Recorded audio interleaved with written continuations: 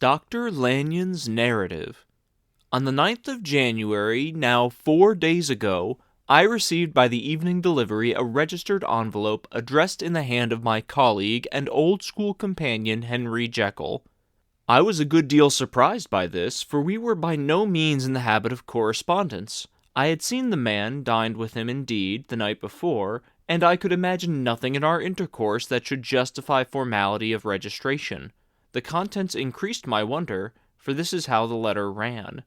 10th December, 18 Dear Lanyon, you are one of my oldest friends, and although we may have differed at times on scientific questions, I cannot remember, at least on my side, any break in our affection. There was never a day when, if you had said to me, Jekyll, my life, my honor, my reason depend on you, I would not have sacrificed my left hand to help you. Lanyon, my life, my honor, my reason are all at your mercy. If you fail me tonight, I am lost. You might suppose, after this preface, that I am going to ask you for something dishonorable to grant. Judge for yourself. I want you to postpone all other engagements for tonight. Even if you are summoned to the bedside of an emperor, to take a cab unless your carriage should be actually at the door, and with this letter in your hand for consultation, to drive straight to my house. Poole, my butler, has his orders. You will find him waiting your arrival with a locksmith. The door of my cabinet is then to be forced, and you are to go in alone, to open the glazed press, letter E, on the left hand, breaking the lock if it be shut, and to draw it out, with all its contents as they stand, the fourth drawer from the top, or, which is the same thing, the third from the bottom. In my extreme distress of mind, I have a morbid fear of misdirecting you, but even if I am in error, you may know the right drawer by its contents, some powders, a vial, and a paper book. This drawer I beg of you to carry back to you to the Cavendish Square exactly as it stands. That is the first part of the service. Now for the second. You should be back, if you set out at once on the receipt of this, long before midnight. But I will leave you that amount of margin, not only in the fear of one of those obstacles that can neither be prevented nor foreseen, but because an hour when your servants are in bed is to be preferred for what will then remain to do. At midnight, then, I have to ask you to be alone in your consulting room, to admit with your own hand into the house a man who will present himself in my name, and to place in his hands the drawer that you will have brought with you from my cabinet. Then you will have played your part and earned my gratitude completely. 5 minutes afterwards, if you insist upon an explanation, you will have understood that these arrangements are of capital importance, and that by the neglect of one of them, fantastic as they may appear, you might have changed your conscience with my death or the shipwreck of my reason. Confident as I am that you will not trifle with this appeal, my heart sinks and my hand trembles at the bare thought of such a possibility. Think of me at this hour, in a strange place, laboring under a blackness of distress that no fancy can exaggerate, and yet well aware that, if you will but punctually serve me, my troubles will roll away like a story that is told. Serve me, my dear Lanyon, and save. Your friend, H.J. P.S. I had already sealed this up when a fresh terror struck upon my soul. It is possible that the post office may fail me, and this letter not come into your hands until tomorrow morning. In that case, dear Lanyon, do not errand when it shall be most convenient for you in the course of the day, and once more expect my messenger at midnight. It may then already be too late, and if that night passes without event, you will know that you have seen the last of Henry Jekyll. Upon the reading of this letter, I made sure my colleague was insane, but till that was proved beyond the possibility of doubt, I felt bound to do as he requested. The less I understood of this farrago, the less I was in a position to judge of its importance, and an appeal so worded could not be set aside without a grave responsibility. I rose according from the table, got into a hansom, and drove straight to Jekyll's house. The butler was awaiting my arrival. He had received by the same post as mine a registered letter of instruction, and had sent at once for a locksmith and a carpenter. The tradesmen came while we were yet speaking, and we moved into a body to old Dr. Denman's surgical theatre, from which, as you are doubtless aware, Jekyll's private cabinet is most conveniently entered. The door was very strong, the lock excellent, The carpenter avowed he would have great trouble and have to do much damage, if force were to be used, and the locksmith was near despair. But this last was a handy fellow, and after 2 hours' work the door stood open. The press marked E was unlocked, and I took out the drawer, had it filled up with straw and tied in a sheet, and returned with it to Cavendish Square. Here I proceeded to examine its contents. The powders were neatly enough made up, but not with the nicety of the dispensing chemist, so that it was plain that they were of Jekyll's private manufacture, and when I opened one of the wrappers I found what seemed to me a simple crystalline salt of a white color. The vial, to which I next turned my attention, might have been about half full of a blood-red liquor, which was highly pungent to the sense of smell and seemed to me to contain phosphorus and some volatile ether. At the other ingredients I could make no guess. The book was an ordinary version book and contained little but a series of dates. These covered a period of many years, but I observed that the entries ceased nearly a year ago and quite abruptly. Here and there a brief remark was appended to a date, usually no more than a single word, double, occurring perhaps 6 times in a total of several hundred entries, and once very early in the list and followed by several marks of exclamation. Total failure! Exclamation, exclamation, exclamation.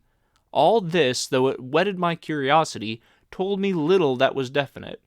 Here were a vial of some salt, and the record of a series of experiments that had led, like too many of Jekyll's investigations, to no end of practical usefulness. How could the presence of these articles in my house affect either the honor, the sanity, or the life of my flighty colleague? If his messenger could go to one place, why could he not go to another? And even granting some impediment, why was this gentleman to be received by me in secret? The more I reflected, the more convinced I grew that I was dealing with a case of cerebral disease, and though I dismissed my servants to bed, I loaded an old revolver that I might be found in some posture of self-defense. 12 o'clock had scarce rung out over London ere the knocker sounded very gently on the door. I went myself at the summons, and found a small man crouching against the pillars of the portico. "Are you come from Dr. Jekyll?" I asked. He told me yes by a constrained gesture, and when I had bidden him enter, he did not obey me without a searching backward glance into the darkness of the square. There was a policeman not far off, advancing with his bull's eye open, and at the sight I thought my visitor started and made greater haste. These particulars struck me, I confess, disagreeably, and as I followed him into the bright light of the consulting room, I kept my hand ready on my weapon. Here at last I had a chance of clearly seeing him. I had never set eyes on him before, so much was certain. He was small, as I have said.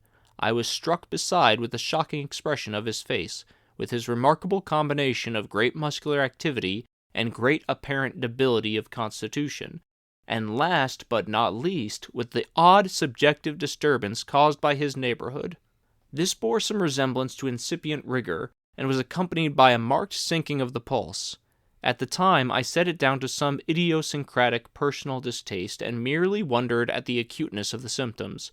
But I have since had the reason to believe the cause to lie much deeper in the nature of man, and to turn on some nobler hinge than the principle of hatred. This person, who had thus from the first moment of his entrance struck in me what I can only describe as a disgustful curiosity, was dressed in a fashion that would have made an ordinary person laughable. His clothes, that is to say, although they were of rich and sober fabric, were enormously too large for him in every measurement. The trousers hanging on his legs and rolled up to keep them from the ground, the waist of the coat below his haunches, and the collar sprawling wide upon his shoulders. Strange to relate, this ludicrous accoutrement was far from moving me to laughter, rather as there was something abnormal and misbegotten in the very essence of the creature that now faced me, something seizing, surprising, and revolting. This fresh disparity seemed but to fit in with and to reinforce it, so that to my interest in the man's nature and character there was an added curiosity as to his origin, his life, his fortune, and status in the world. These observations, though they have taken so great a space to be set down in, were yet the work of a few seconds. My visitor was, indeed, on fire with somber excitement. "Have you got it?" he cried. "Have you got it?" And so lively was his impatience that he even laid his hand upon my arm and sought to shake me. I put him back, conscious at his touch of a certain icy pang along my blood. "Come, sir," said I. "You forget that I have not yet the pleasure of your acquaintance. Be seated, if you please." And I showed him an example, and sat down myself in a customary seat, and with as fair an imitation of my ordinary manner to a patient as the lateness of the hour, the nature of my preoccupations, and the horror I had of my visitor would suffer me to muster.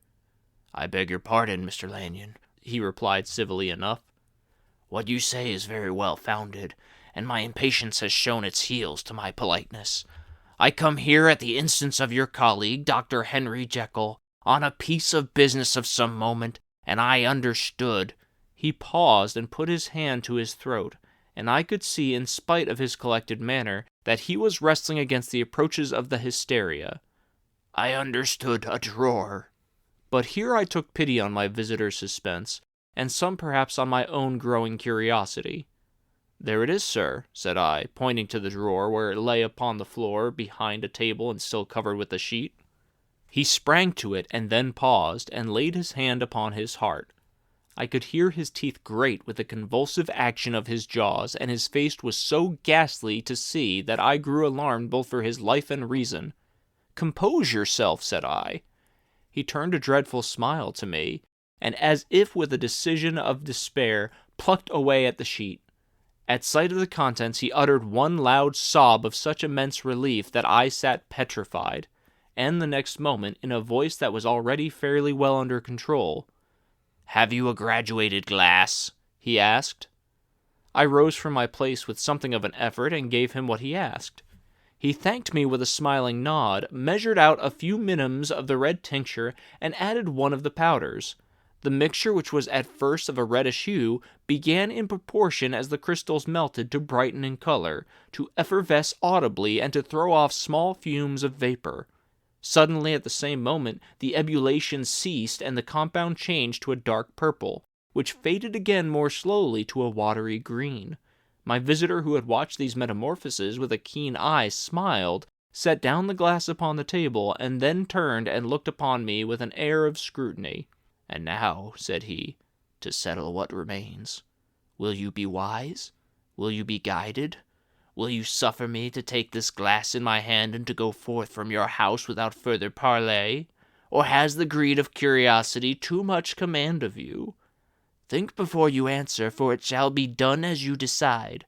As you decide, you shall be left as you were before, and neither richer nor wiser, unless the sense of service rendered to a man in mortal distress may be counted as a kind of richness of the soul, or if you shall so prefer to choose, a new province of knowledge and new avenues to fame and power shall be laid open to you, here in this room, upon the instant, and your sight shall be blasted by a prodigy to stagger the unbelief of Satan."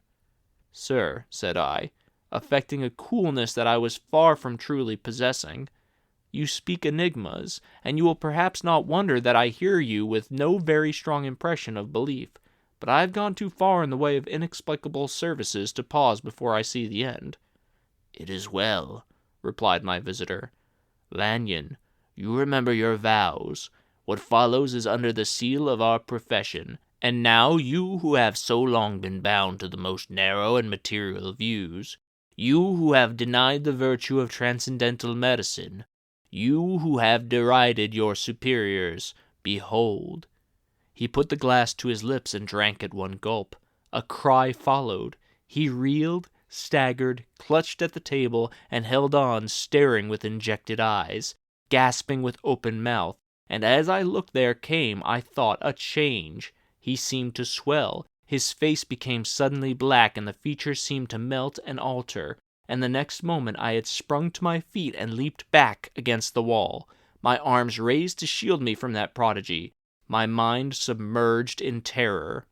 "Oh God!" I screamed, and "Oh God!" again and again, for there before my eyes, pale and shaken, and half fainting and groping before him with his hands, like a man restored from death, there stood Henry Jekyll. What he told me in the next hour I cannot bring my mind to set on paper. I saw what I saw, I heard what I heard, and my soul sickened at it. And now when that sight has faded from my eyes, I ask myself if I believe it, and I cannot answer. My life is shaken to its roots. Sleep has left me, the deadliest terror sits by me at all hours of the day and night, and I feel that my days are numbered, and that I must die, and yet I shall die incredulous. As for the moral turpitude that man unveiled to me, even with the tears of penitence, I cannot even in memory dwell on it without a start of horror. I will say but one thing, Utterson, and that, if you can bring your mind to credit it, will be more than enough. The creature who crept into my house that night was, on Jekyll's own confession, known by the name of Hyde, and hunted for in every corner of the land as the murderer of Carew. Hasty Lanyon.